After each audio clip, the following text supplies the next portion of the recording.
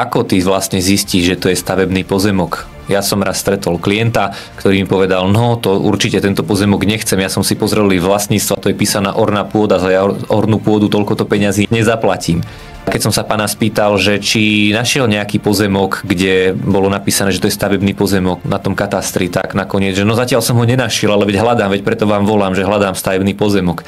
Tak som keby musel objasniť, že na katastri nikde nenájde stavebný pozemok, pretože katastrálny zákon a stavebný zákon sú dve rozdielne veci a katastrálny zákon nepozná pojem stavebný pozemok. Stavebný pozemok je pojem stavebného zákona, čiže môžete mať napríklad ornú pôdu, trvalý trávnatý porast, zastávanú plochu v rámci katastra a potom územno-plánovacia informácia vám teda potvrdí, že na tomto pozemku, na tejto ornej pôde je možné postaviť rodinný dom, alebo príde, že je tu možné postaviť len rekreačný objekt.